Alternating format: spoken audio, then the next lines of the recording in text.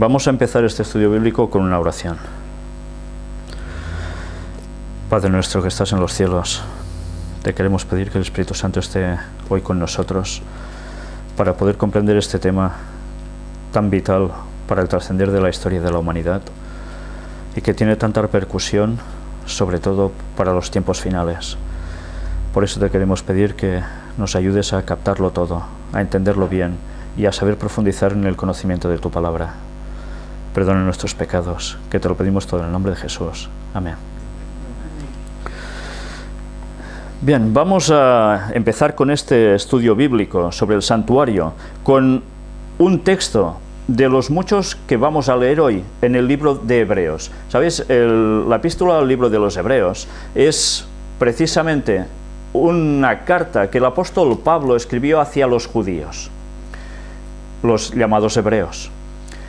Por eso, este libro tiene una connotación directa con un vocabulario que los judíos entendían muy bien, pero que el resto de gentes, los llamados gentiles por ellos, les sonaría bastante extraño.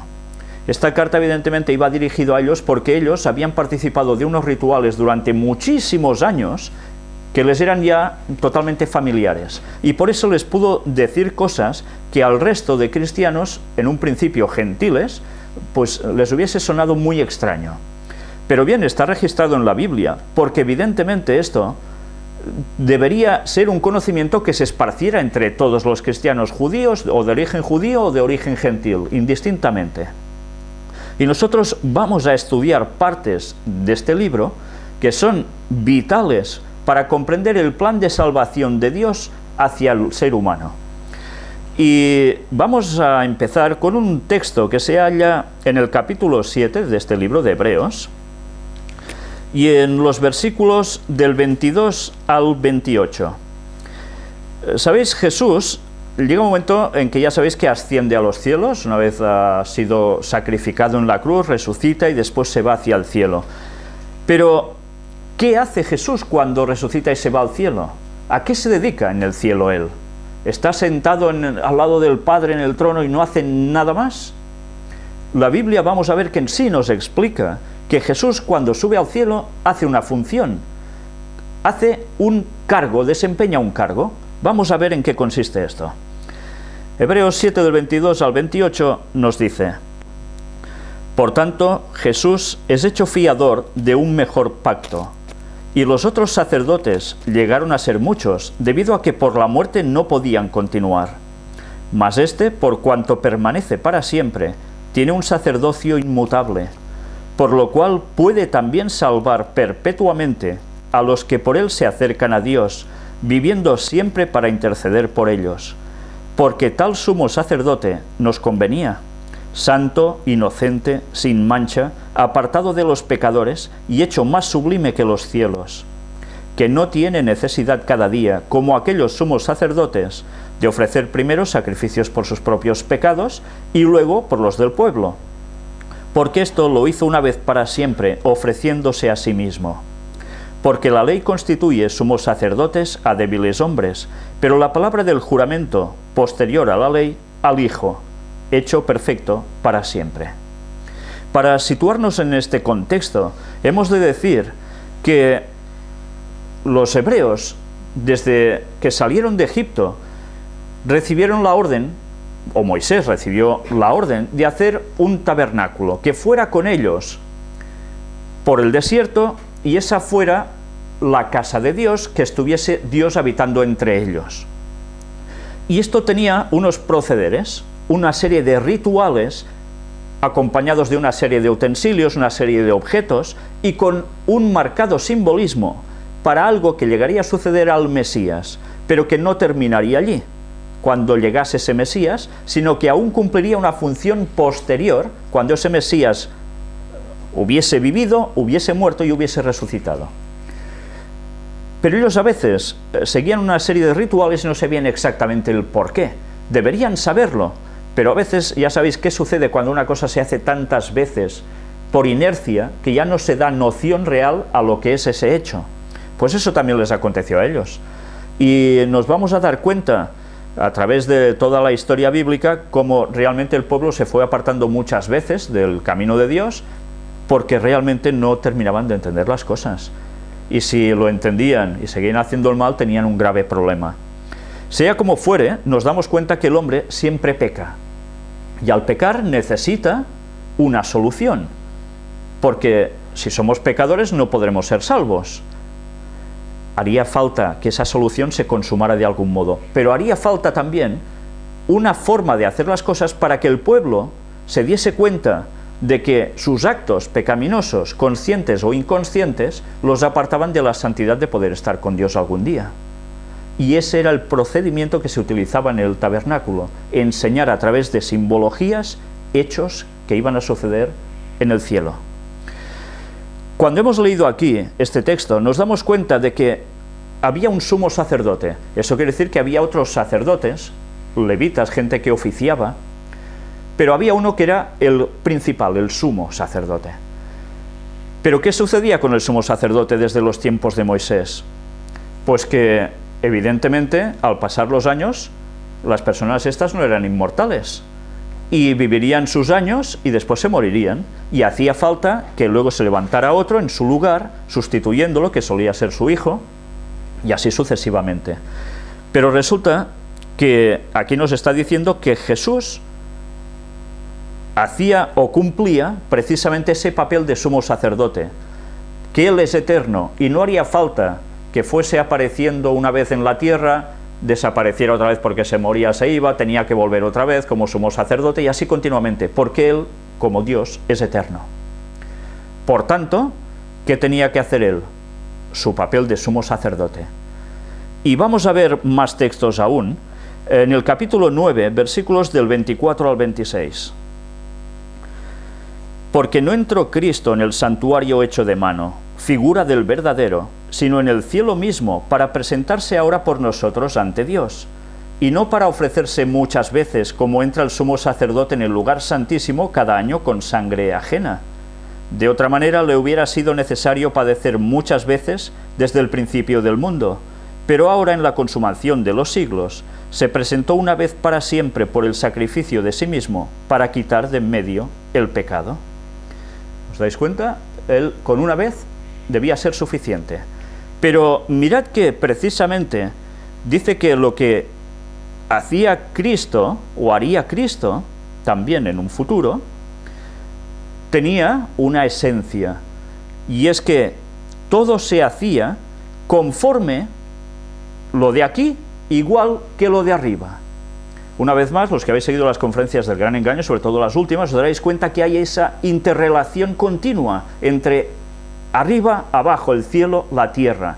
El santuario que ellos llevaban, ese tabernáculo, esta tienda, que luego se transformó con el paso de los años en el primer templo de Salomón, ¿no? El conocido templo de Salomón, y después con el segundo templo, que fue la sustitución del anterior, es sencillamente el reflejo de lo que había en el cielo, evidentemente con otros tamaños y otras cuestiones, pero era un reflejo para que el hombre pudiese entender la labor que el cielo estaba haciendo para la salvación del hombre.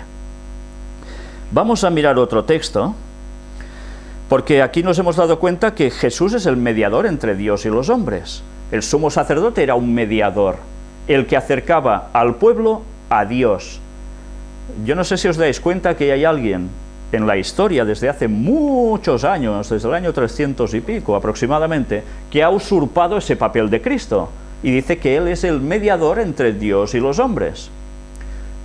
Ya sabéis a qué me refiero, al Papa, ¿no? Pero además, a su vez, han hecho otros mediadores, como la Virgen, como los santos, etcétera, etcétera. Todo esto va contra el texto bíblico de arriba abajo, totalmente, porque no cuadra para nada. Ese papel es única y exclusivamente el de Jesús, no hay otro que pueda hacerlo. ¿Y por qué? Porque Él no pecó nunca. Por eso la Iglesia Católica se tuvo que inventar el dogma de la Inmaculada Concepción de la Virgen María, que ella ya nació sin pecado. Si no, si hubiese nacido con pecado y hubiese pecado, ya se le acabó el poder hacer de mediadora. Pero mirad que eso es realmente fuera de Biblia. Fue un invento total de la Iglesia Católica, nada sustentable en las Escrituras.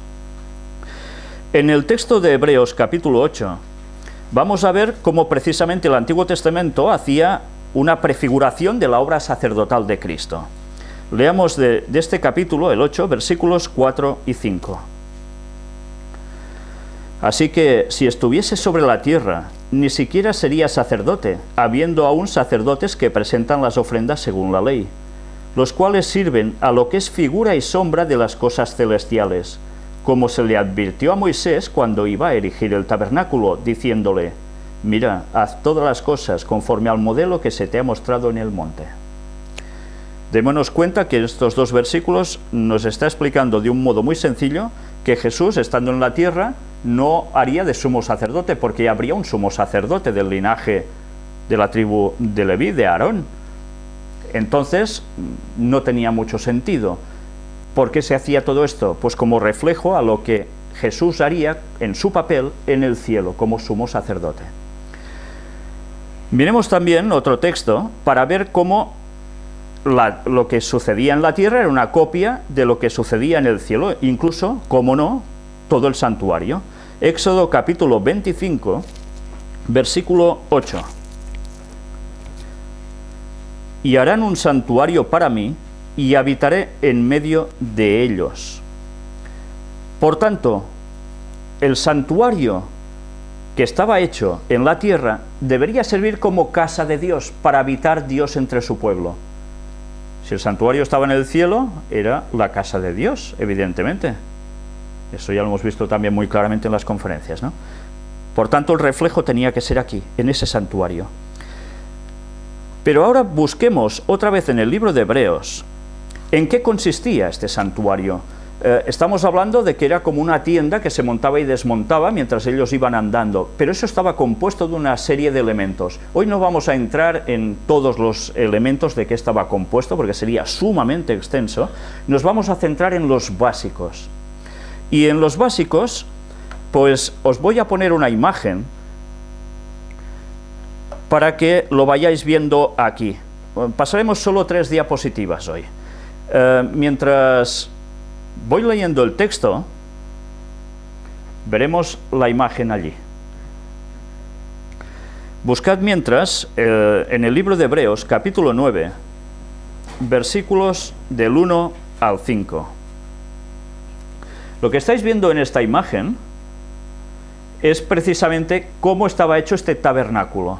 Ya veis que eran pieles, básicamente, todas sus cubiertas, tenía unas cortinas, y evidentemente ya estáis presenciando que hay una cortina al principio, azul, con unas decoraciones, pero un poco más allá del medio del santuario hay otra cortina.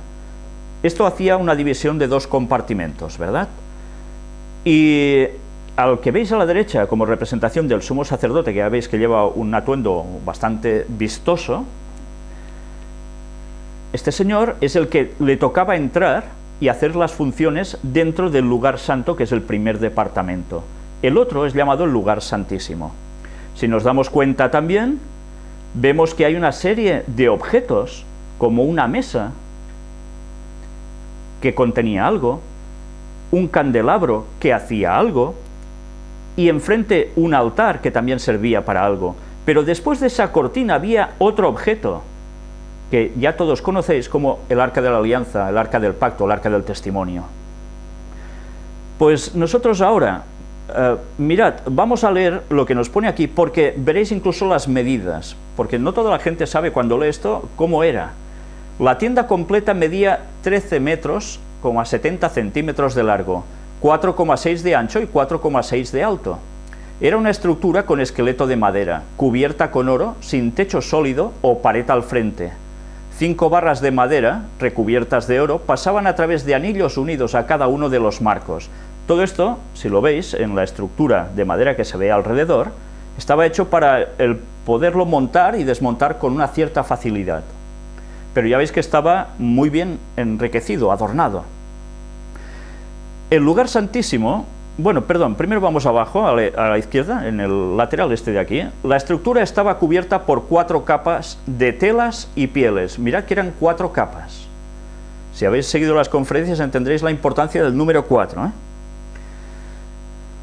Luego, debajo, vemos que nos dice, el velo que separaba el lugar santísimo del lugar santo estaba hecho de hilos teñidos de azul, púrpura y escarlata, con lino fino trenzado y bordado con un querubín. Colgaba de 4 pilares de oro. Bien, sobre todo esto no entraremos ahora en detalles, porque si no, no terminaríamos. Mirad también aquí que nos dice que es el altar del incienso, esa parte que estaba, ese objeto que estaba justo enfrente de esa cortina. Al lado vemos que había el candelabro famoso de 7 brazos. Y mirad qué más nos pone aquí. El velo que formaba la entrada al tabernáculo era similar al velo que separaba el lugar santo del lugar santísimo, a excepción de que no tenía bordado un querubín, estaba suspendido sobre 5 pilares de oro. Mirad este detalle, sí que os lo voy a comentar. Si os dais cuenta, aquí veréis que hay unos dibujos en esta cortina que separaba el lugar santo del lugar santísimo, que eran querubines, entre otras cosas, y en el primero, en el de la entrada, no había. ¿Por qué? Pues sencillamente los querubines en el trono de Dios están al lado de Dios. ¿Qué era Satanás en su origen? Un querubín protector. Pues esta era la simbología. El trono de Dios equivaldría justo donde estaba el arca del pacto, el arca de la alianza, que es donde estaría custodiado por estos guardianes querubines, pero no al principio de ese templo. Después nos dice también el lugar santo del tabernáculo era como de 9 metros y 10 centímetros de largo, 4,6 de ancho y 4,6 de altura. Aquí tenéis la mesa del pan de la presencia. Y bien, en definitiva, esto es un resumen de cómo era. No nos vamos a conformar solo con esto, sino que ahora voy a leeros un texto y veremos otra imagen que será bastante gráfica al respecto. Ya os la pongo ahora, para que veáis los objetos que hemos mencionado, un poco más ampliados, más o menos cómo eran originalmente. El texto os lo iré leyendo, Hebreos capítulo 9, versículos del 1 al 5. Ahora bien, aún el primer pacto tenía ordenanzas de culto y un santuario terrenal, porque el tabernáculo estaba dispuesto así. En la primera parte, llamada el lugar santo, estaban el candelabro, la mesa y los panes de la proposición. Tras el segundo velo estaba la parte del tabernáculo llamada el lugar santísimo, el cual tenía un incensario de oro y el arca del pacto cubierta de oro por todas partes, en la que estaba una urna de oro que contenía el maná y la vara de Aarón que reverdeció y las tablas del pacto, y sobre ella los querubines de gloria que cubrían el propiciatorio, de las cuales cosas no se puede ahora hablar en detalle. Bien, yo tampoco ahora hablaré en detalle al respecto. Sencillamente os diré una pequeña noción para qué servía cada cosa. El altar de los holocaustos es donde se hacían esos sacrificios, que ya sabéis que había una rejilla, por allí se filtraba la sangre del animal, pero ¿qué más había? El altar del incienso. Si el altar del holocausto estaba fuera, no estaba puesto dentro, sino fuera, del tabernáculo, dentro había el altar del incienso. El altar del incienso, que ya habéis visto que estaba a tocar la cortina de separación entre el lugar santo y el lugar santísimo. ¿Qué simbolismo tenía todo esto, el altar del incienso? Pues en el primero se sacrificaba normalmente lo que era un cordero, normalmente, no siempre, pero solía ser un cordero como símbolo del Mesías que moriría inocentemente por culpable, por los pecados nuestros. El altar del incienso simbolizaba las oraciones que se mezclaban con el incienso y ascendían al cielo, en olor grato a Jehová. Por tanto, el olor grato nos gusta a todos, ¿no? ¿Y qué haces ante un olor grato? Tienes una respuesta. Pues bien, es lo que la gente tenía que llegar a la conclusión de que ese altar del incienso equivalía a sus oraciones que ascendían hacia Dios. Pero además había el candelabro de 7 brazos, del cual estuvimos hablando en la última de las conferencias del Gran Engaño, y que ya vimos que precisamente, aparte de servir para emitir luz, porque claro, eso estaba todo cerrado, allí no habían antorchas humeantes ni nada parecido, había este candelabro iluminando. Evidentemente hemos hablado muchas veces que si es el Espíritu Santo, que si es la iluminación para el pueblo, pero es que además hemos visto que el brazo central de este candelabro nos estaba denotando la estación del año del retorno de Cristo. Pero además nos indicaba también en qué año de la historia Jesús aparecería. ¿Cómo? Pues sí, es una conclusión de contar sencillamente eso. Si empezáis por la izquierda hacia el brazo central o si empezáis de la derecha hacia el brazo central, contáis 1, 2, 3, si empezáis por el otro lado sería exactamente lo mismo, 1, 2, 3, el que hace 4 sería el momento de la venida de Jesús. ¿Y por qué el que hace 4? Recordemos que Jesús aparece cuando han transcurrido 4000 años de historia de la humanidad, y es allí cuando Él es sacrificado. Pero además luego, sencillamente, si contáis 3 y 3, 6, y el brazo central es el 7, es el momento de la consumación de todas las cosas. Pero bien, todo eso ya seguiremos hablando en su momento. Ahora, mesa de los panes de la proposición. ¿Para qué servía esta mesa? Tenía unos panes, 12 panes en concreto, que cada día se cambiaban, debían ser nuevos. Y era la simbología de que el pueblo era mantenido por la mano de Dios. Era el alimento. Luego todo esto también tiene otra aplicación espiritual. Evidentemente el candelabro es la luz. Jesús que dijo que Él era la luz, ¿no? Y nosotros también que debemos ser al mismo tiempo para los demás, luz. Pero, ¿y la mesa de los panes? Hemos hablado del sustento diario. Pero además, ¿qué simbología tiene Jesús en esto? Yo soy el pan de vida, dijo. Por tanto, era un reflejo de Jesús. Mirad cómo todo, en definitiva, siempre es un reflejo de Jesús. Y después había el arca de la alianza, donde la Shekinah, la gloria de Dios, se manifestaba sobre el propiciatorio, sobre la tapa del propiciatorio, que tenía un par de ángeles grabados junto a la tapa, y allí es cuando el sumo sacerdote entraba y se comunicaba con Dios, pero además donde hacía algo muy concreto una vez al año, que ya iremos viendo también ahora. Pero antes de seguir, me gustaría que vieseis otra imagen. ¿Cómo estaba dispuesto el tabernáculo? ¿Qué posición tenía? Mientras miráis esta imagen, vamos a seguir leyendo y después la vamos a terminar de comentar. Busquemos un texto en Hebreos capítulo 9, versículos 6 al 10. Y así dispuestas estas cosas, en la primera parte del tabernáculo, entran los sacerdotes continuamente para cumplir los oficios del culto. Pero en la segunda parte, solo el sumo sacerdote, una vez al año, no sin sangre, la cual ofrece por sí mismo y por los pecados de ignorancia del pueblo. ¿Pecados de ignorancia del pueblo? ¿Os dais cuenta de lo que está diciendo? O sea, que quiere decir que hay pecados que podemos hacer intencionadamente y otros por ignorancia, ¿eh?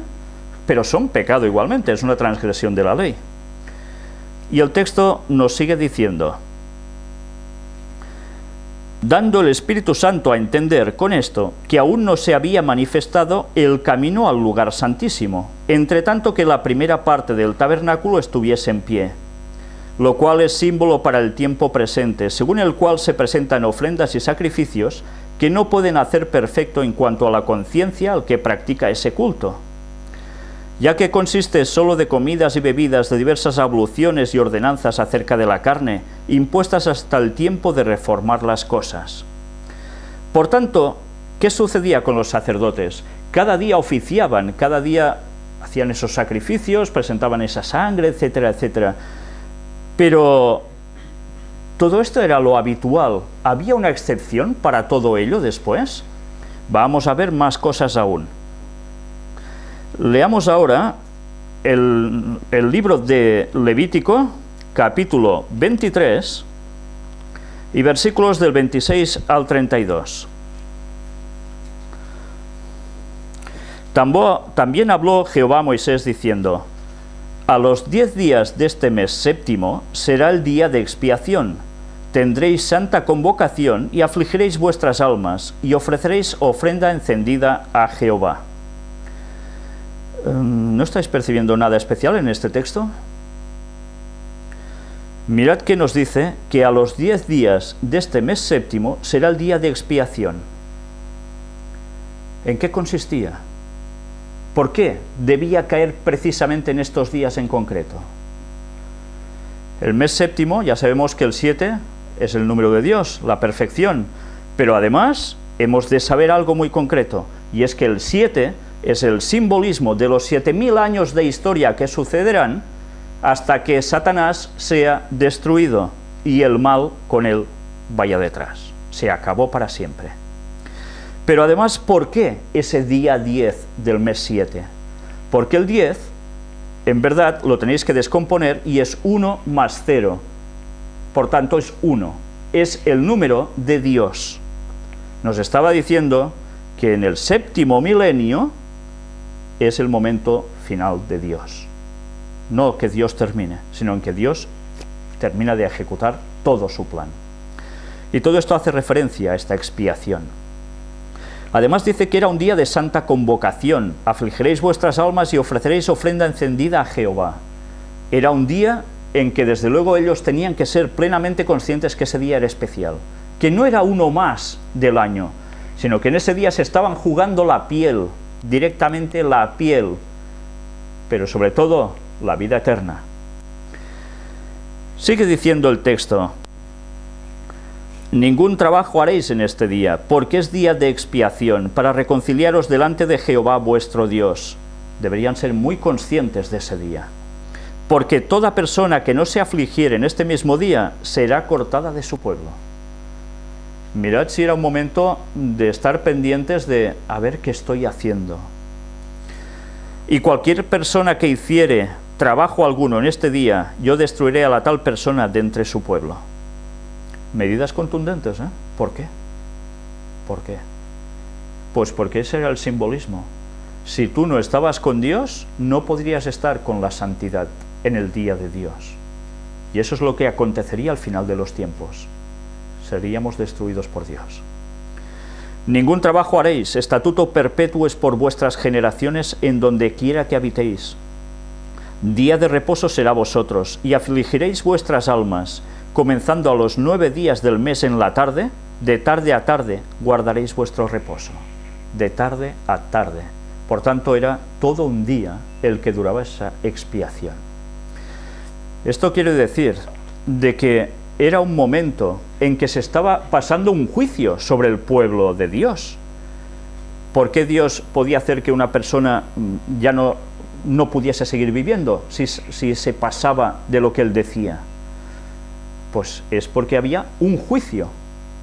Y esto es lo que se tenía que sacar en conclusión, que ese día equivalía a un juicio. ¿Pero qué juicio? Ya iremos viendo más. Leamos ahora también en el libro de Levítico, el capítulo 16, el versículo 3.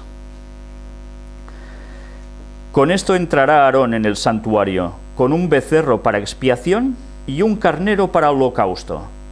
Ya veis que entraba con 2 animales distintos, ¿eh? ¿Y qué tenían que hacer con todo esto, el sumo sacerdote en concreto? Vamos a verlo. Versículos del 5 al 8. Y de la congregación de los hijos de Israel tomará 2 machos cabríos para expiación y un carnero para holocausto. Y hará traer a Aarón el becerro de la expiación, que es suyo, y hará la reconciliación por sí y por su casa. Mirad cómo él primero tenía que ofrecer su animal en concreto para sus propios pecados y por los de su familia. Si él no entraba limpio y al santuario, no pasaba, vamos, en pocos palmos quedaba fuera. ¿Entendéis? Fulminado. Por tanto, él tenía que entrar también con su conciencia, siendo consciente realmente de que se estaba jugando la vida en esos momentos y la eterna. Y cuidado, mirad cómo ofrecía para toda su familia. Y aquí extraemos una buena lección, ¿eh? Los cabezas de familia deben tener presente que la salvación de su familia puede depender de ellos. ¿Qué hizo Job también? No ofreció sacrificios por sus hijos cuando estaban de fiesta pensando a ver si quizás están pecando haciendo alguna cosa, ¿no? Pues yo me ofrezco queriendo interceder por sus hijos, ya veis. Luego el texto nos sigue diciendo también: después tomará los 2 machos cabríos y los presentará delante de Jehová a la puerta del tabernáculo de reunión, y echará suertes a Aarón sobre los 2 machos cabríos, una suerte por Jehová y otra suerte por Azazel. se utiliza el mismo animal. ¿Y qué tipo de animal? Machos cabríos. Y resulta de que echan suertes, uno para Jehová, otro para Azazel. Azazel, ya desde la antigüedad, los judíos ya comentaban que era la simbología de Lucifer, de Satanás, el ángel caído, donde se le concibe en él el pecado. Pero curiosamente, si nos damos cuenta, son dos animales iguales, y uno es para Jehová, y otro va a tener problemas, porque es el de Satanás. Pero claro, cuando piensas, va a tener problemas, ¿qué problemas puede tener? Porque ¿qué sucede con estos dos animales? Hay uno que es muerto, ¿no? Vamos a verlo. ¿El otro también es muerto? Ahora lo veremos todo esto.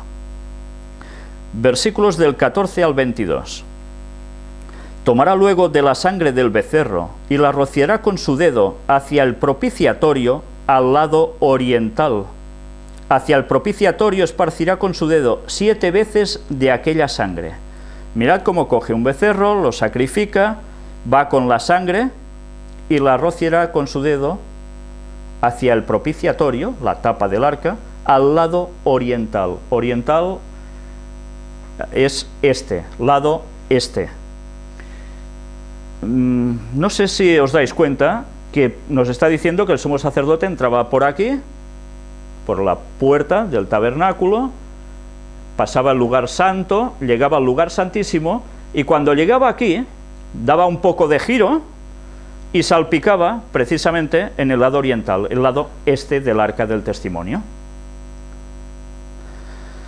¿Y por qué hacía esto? ¿Y por qué no iba hacia el otro lado? Bien, todo esto lo seguiremos tratando también en las conferencias, ya lo dijimos allí, pero seguiremos dando aún más detalles. Y mirad, ¿por dónde entraba el sacerdote?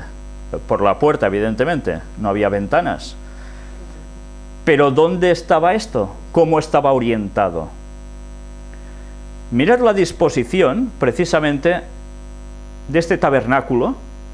Si os dais cuenta, el tabernáculo, que estaba dividido en lugar santo y lugar santísimo, también a su vez tenía toda una cerca alrededor, es lo que es llamado el atrio, el patio. ¿Y por dónde entraban aquí? La entrada estaba allí a la derecha. La derecha, ¿qué es? El este, es oriente. Luego además nos damos cuenta que por la disposición norte, sur, oeste, este, cómo estaba encarado siempre el tabernáculo. Siempre que iban a algún lugar lo ponían en esta disposición. ¿A qué equivalía esto? ¿El sumo sacerdote nos representaba a Jesús? Sí. ¿Y por dónde venía? Desde el este hacia el oeste, de oriente hacia occidente. ¿Cómo será la segunda venida de Jesús? ¿No dice que será como el relámpago que va del oriente y se muestra hacia el occidente? Así será la venida del Hijo del Hombre, dice el texto. Pues aquí se estaba diciendo exactamente lo mismo. Por tanto, estamos viendo la conexión también con el trono de Dios. ¿Dónde está el trono de Dios? Hemos visto en Orión. Orión, oriente.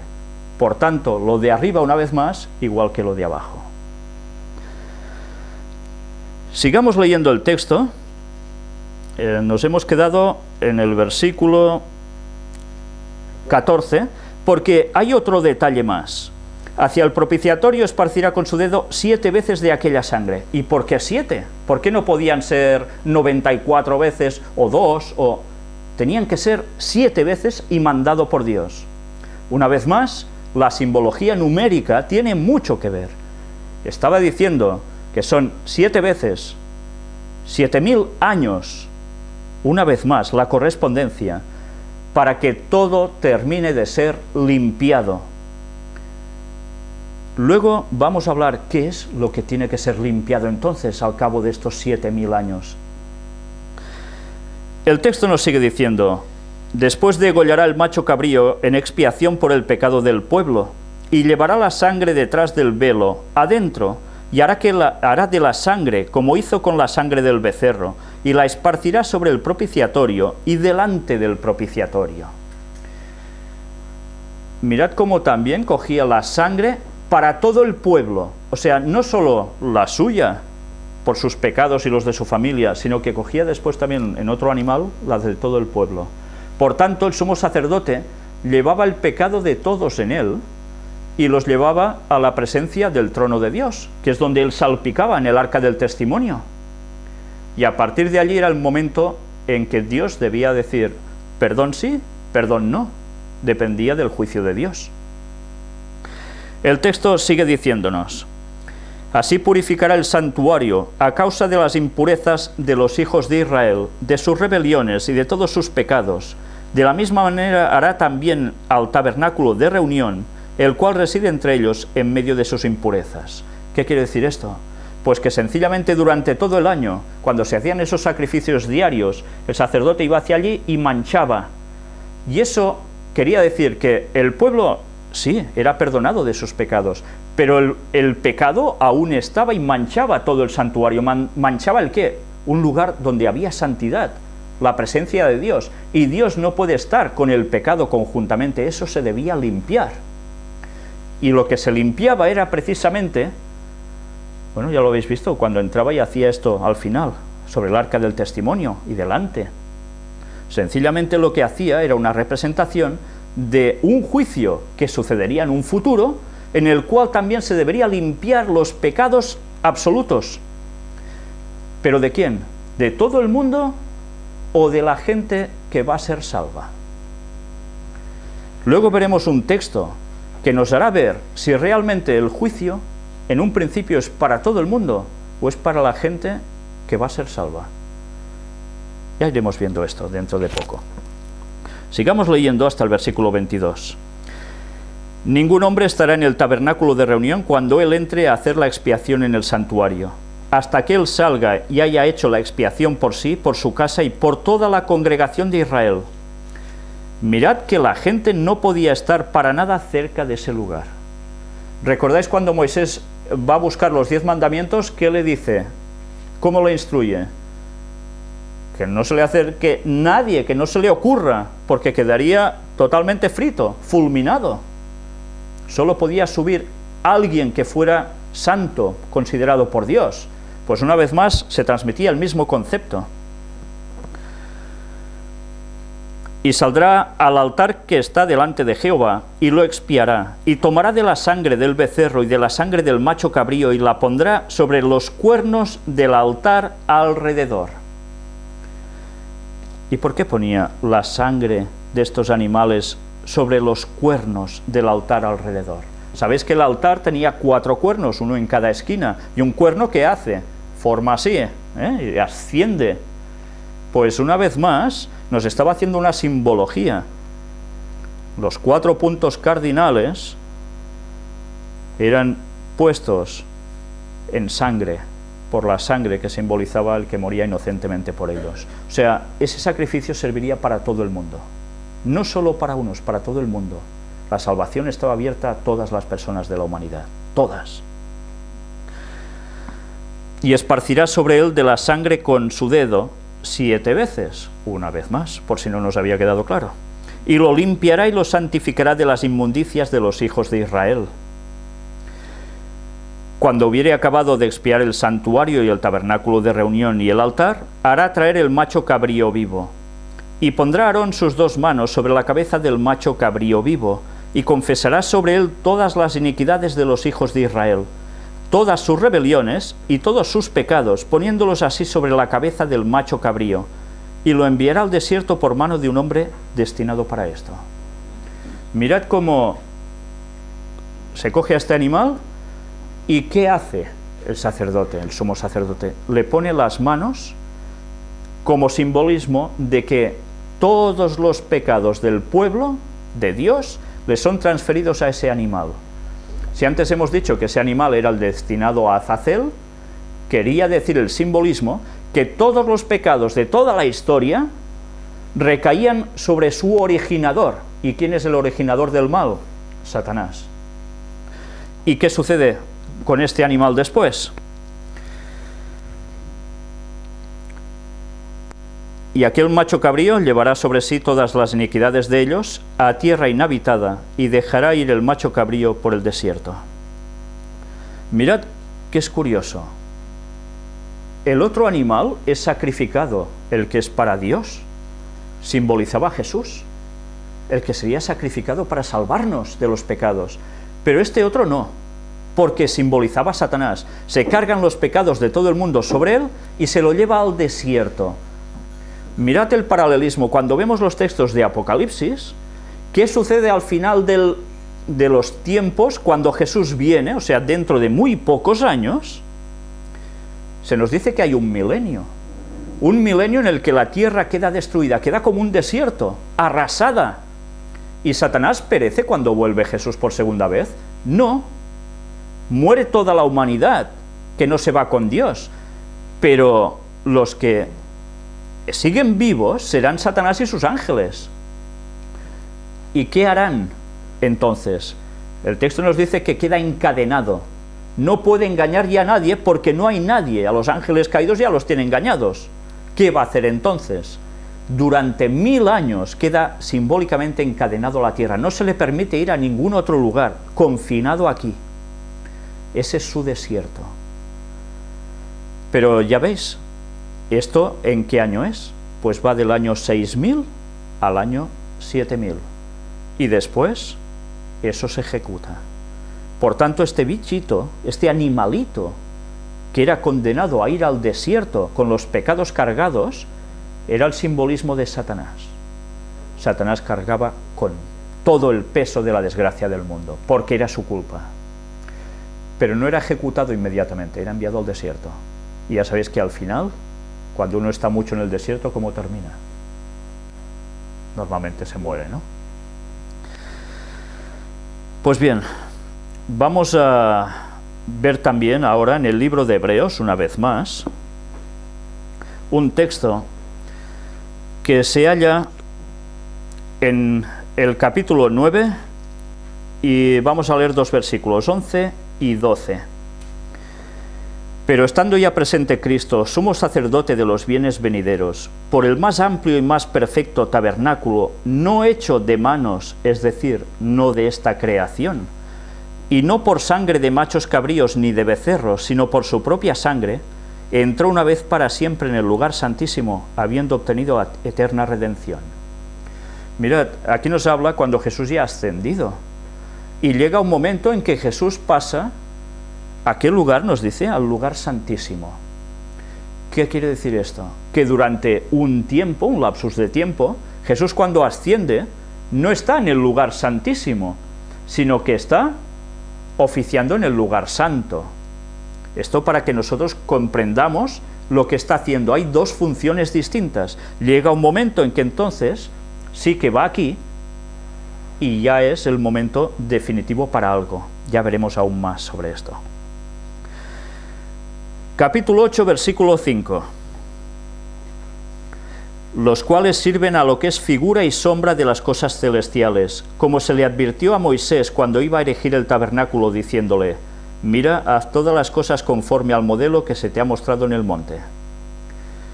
Nos damos una vez más cuenta de que todo lo que sucedía aquí era figura y sombra de las cosas celestiales. No era una cosa calcada, clavada, que digamos, es que cada cosa es eso y tal.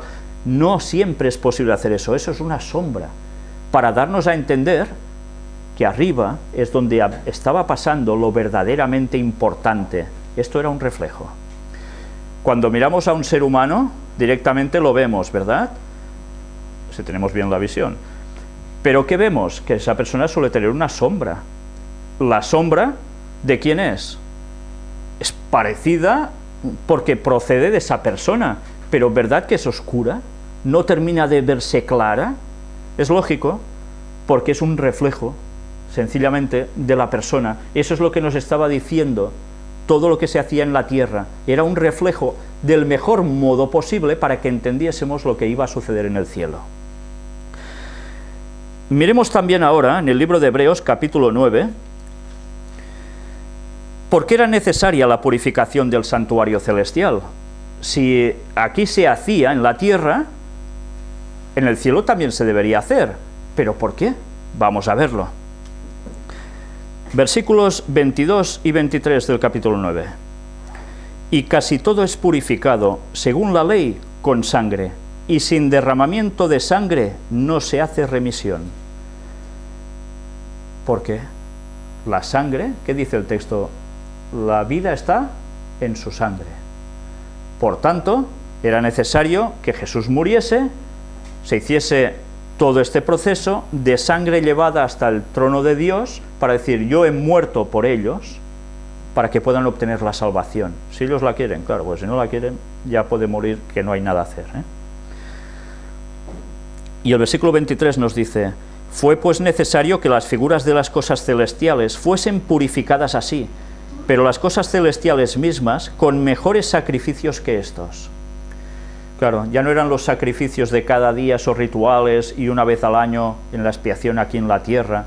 El sacrificio de Cristo lo consumó todo. Ya no hacía falta seguir con todo esto. El tipo se había encontrado con el antitipo. Cuando Jesucristo muere, ya está. Esto ya no tenía razón de ser. No hacía falta seguir matando animalitos para simbolizar nada, porque Jesús era ese símbolo por lo que ellos tantos años estuvieron haciendo. Y llega el momento en que le pasa a Jesús y que pocos de su propio pueblo aceptan que eso era lo que le sucedería al Mesías.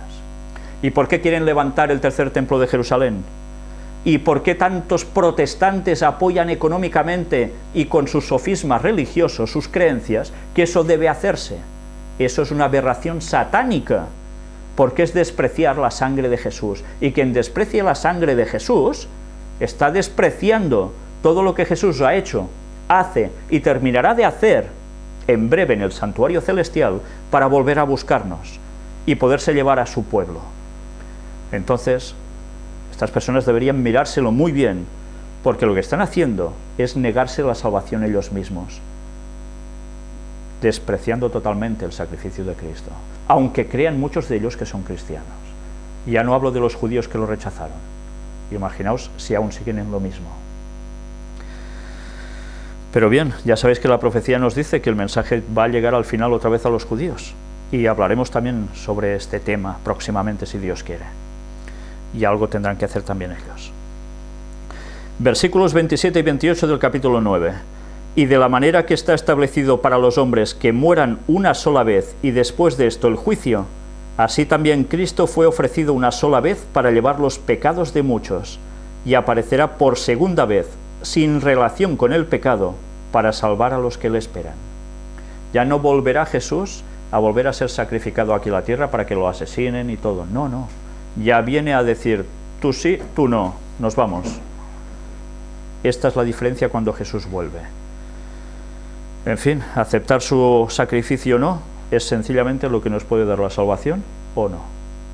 Pero mirad, una vez más lo repito, si el mundo cristiano apoya el levantar un tercer templo en Jerusalén, están haciendo una barbaridad de magnitudes impresionantes y creyéndose que van a ser salvos, y están despreciando en el fondo el papel de Cristo. Pues nada, como no reaccionemos todos veremos cómo terminamos. Hay un texto que hoy no vamos a tratar en gran profundidad, porque es un estudio bíblico que no hemos dado aún. Es el único de los básicos que nos queda pendientes. Es la profecía de los 2300 días. Pero en esa profecía, cuando la estudiemos, nos daremos cuenta que se parte de un punto, suceden varias cosas por en medio, y al final de esa profecía sucede algo. Y ese algo, que ya lo estudiaremos, tiene plena relación con lo que hoy estamos tratando, precisamente con ese día de juicio, del juicio que lo determina todo, quién va a ser salvo y quién no. El texto se halla en el libro profético de Daniel, capítulo 8 y versículo 14. Y él dijo, hasta 2300 tardes y mañanas, luego el santuario será purificado. Claro, cuando uno coge las palabras, el santuario será purificado, lo primero que piensa es que algo va a suceder aquí o algo va a suceder en el cielo, o en los dos lugares. En la tierra ya vimos cómo se purificaba una vez cada año, no una vez cada no sé cuánto, no, una vez cada año. Y en el cielo ya estamos viendo que el sacrificio de Cristo es una vez para siempre, y también se iba a limpiar una vez para siempre Lo de allí funciona a la perfección, ¿eh? No hace falta ir repitiendo. Pues, ¿en qué consiste purificar el santuario? Esto lo veremos en su momento en el próximo estudio bíblico que entreguemos aquí. Me gustaría que buscaseis dos textos paralelos a esta purificación del santuario celestial, que es conocido también como el juicio investigador. Un juicio investigador es algo que se está investigando sobre las personas, ¿no? Pues todo eso hablaremos también en su momento, porque entonces terminaréis de daros cuenta la simbología que todo esto tenía como consumación final. Hechos de los Apóstoles, capítulo 17, versículo 31. Por cuanto ha establecido un día en el cual juzgará al mundo con justicia, por aquel varón a quien designó, dando fe a todos con haberle levantado de los muertos. Por tanto, habrá un día de juicio. Cuando el apóstol está escribiendo esto, bueno, es Lucas quien escribe el libro de los Hechos, ¿qué hace? Está haciendo referencia a un futuro, que habría un día, ¿qué sucedería? Que se juzgará al mundo con justicia. En sus días este juicio era futuro. En nuestros días esto es futuro aún, es presente o es ya pasado. Esto también lo veremos en su momento. Pero esto ya nos debería hacer pensar y mucho, ¿eh? Quiere decir que habrá un juicio sobre nosotros, como individuos, ¿eh? Leamos también, una vez más, en el libro de Daniel, capítulo 7, versículos 9 y 10.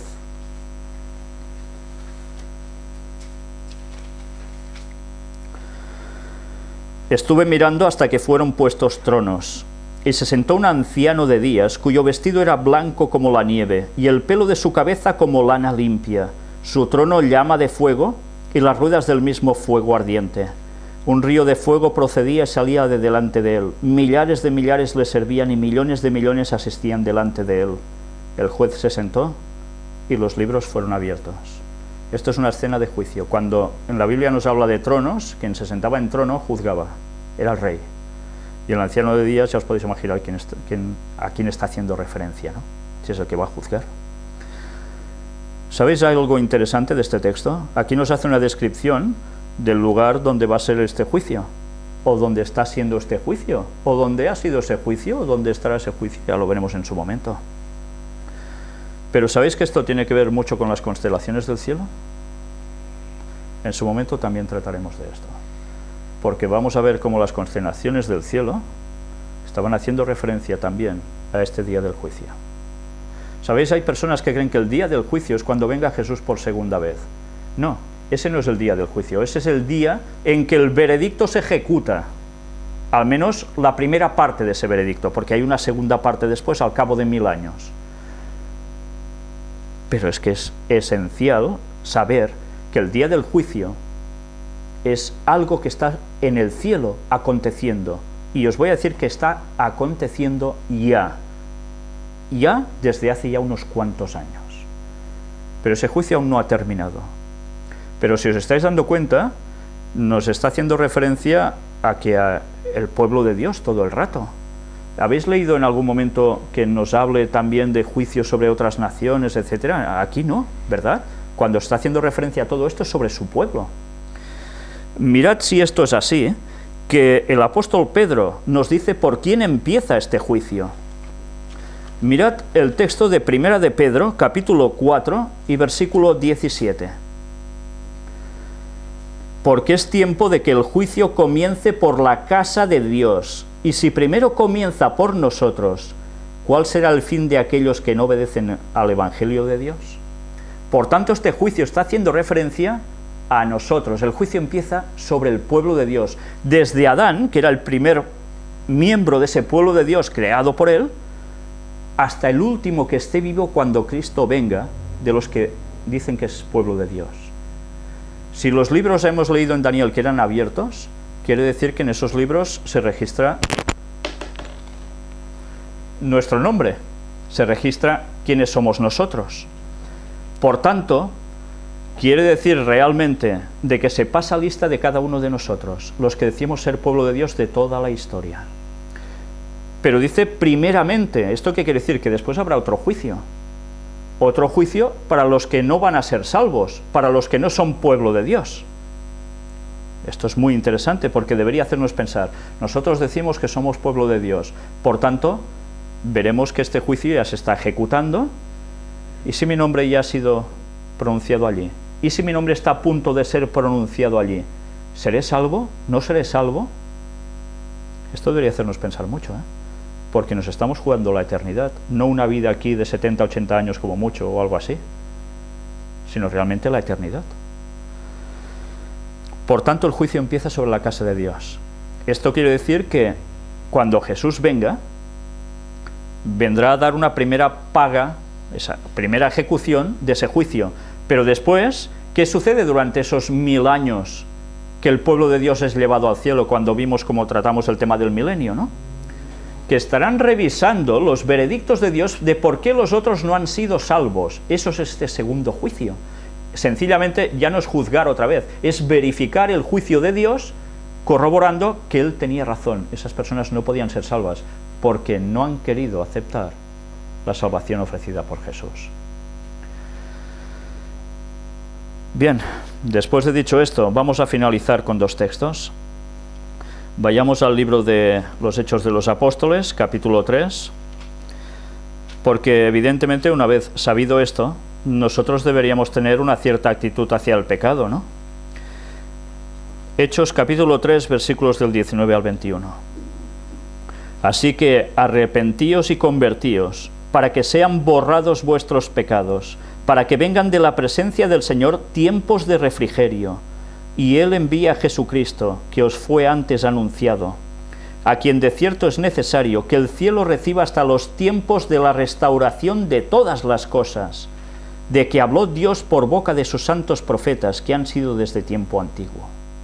Por tanto, habrá un momento de restauración de todas las cosas. Mirad si es importante que seamos conscientes de eso. ¿Queremos estar en esta restauración y participar de eso, estando bien por la eternidad, o queremos perdernos?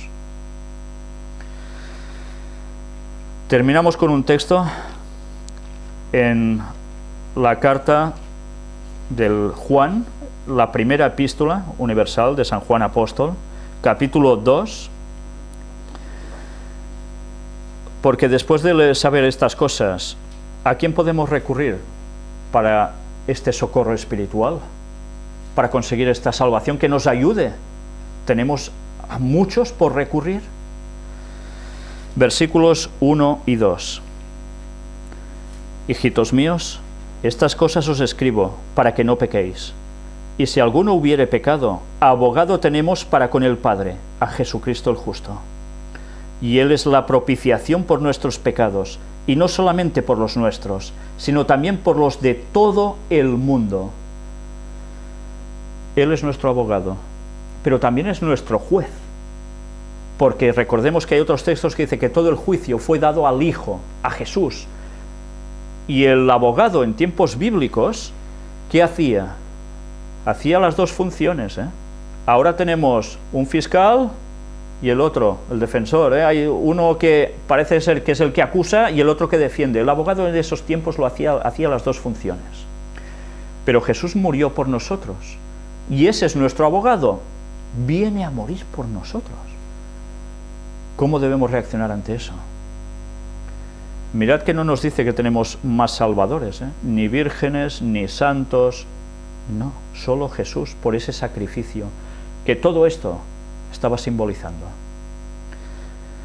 Pues debería hacernos pensar, pero muchísimo. Y a tal punto que deberíamos pensar de que en esto sabemos que nosotros le conocemos si guardamos sus mandamientos, nos dice el versículo 3.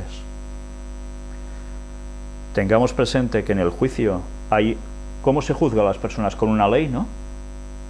La ley, los 10 mandamientos siguen en vigencia. Cristo no los dejó clavados en la cruz. Y ese juicio tendrá como soporte una ley. Si la cumples y has aceptado a Cristo como tu Salvador, te has arrepentido y has querido cambiar, Dios te va a salvar. Pero si no, olvidémonos de la salvación. Y hay 10 mandamientos. Los 10 que aparecen en Éxodo 20, no esos que se han enseñado por la institución Iglesia Católica alterando dos de esos textos, dos de esos mandamientos claves. Busquemos aquí cuál es la verdad, porque si no la seguimos, ya sabéis lo que nos va a pasar. Por tanto, recordemos que Jesús va a volver como el Mesías y nos vendrá a ofrecer la salvación. Que ya nos lo está ofreciendo.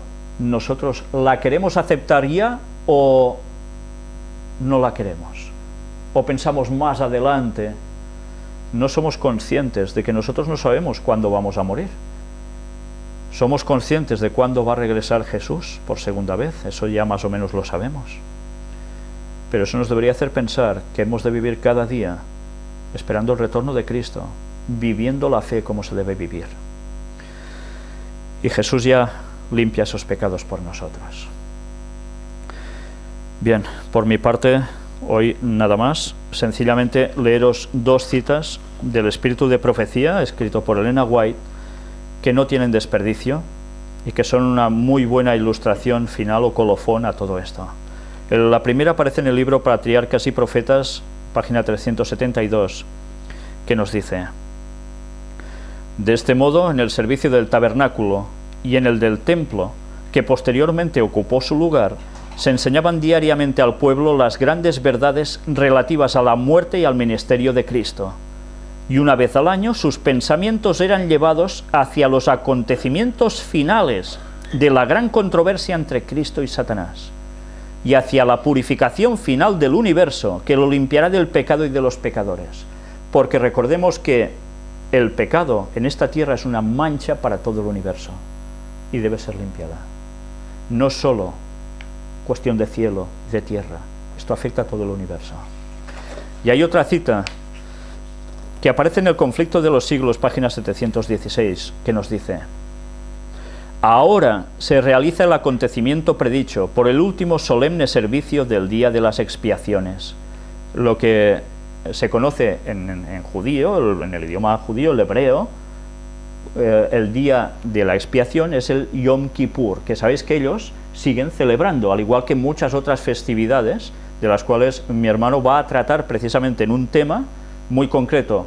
Esto debe seguir guardándose, forma parte de seguir guardándolo hasta el final mismo, ya es historia.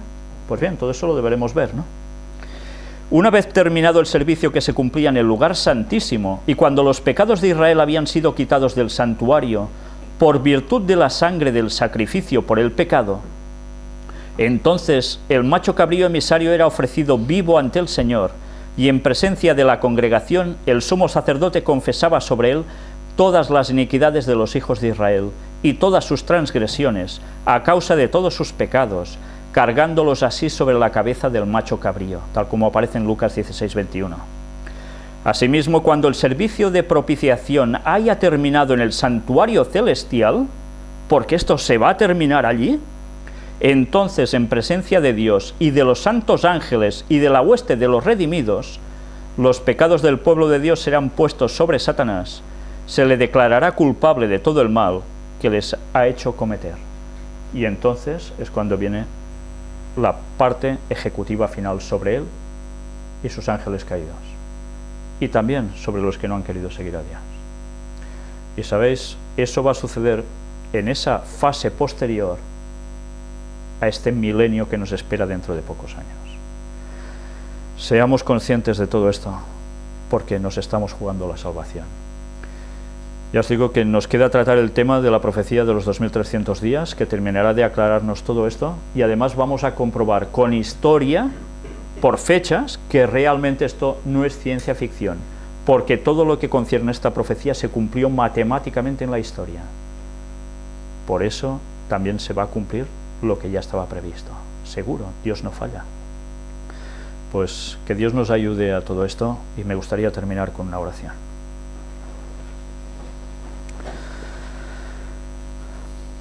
Padre nuestro, te damos gracias por poder estudiar tu palabra en este tema que es tan extenso y tan inmenso que nos cuesta comprender muchas veces. Estamos descubriendo cada día detalles nuevos sobre el santuario, sus significados, y la enorme esperanza que nos da de que Cristo vino a morir por nosotros para que pudiésemos ser salvos, sin tener ninguna culpa, pero que al final esas culpas que hicieron morir a Cristo en la cruz y que hacen que todos pasemos por la muerte en esta etapa de la vida, algún día todos estos pecados y este mal recaigan sobre quien los originó, sobre Satanás, y tú hagas justicia y nos ayudes a participar de la eternidad contigo, estando bien para siempre. Nos quedan pocos años para esto, ayúdanos a aguantar hasta el final si es tu voluntad, a serte fieles continuamente y a poder ser de los 144.000 que estarán vivos cuando Cristo regrese. Bendícenos, Señor, y perdona todos nuestros pecados, que todo te lo pedimos en el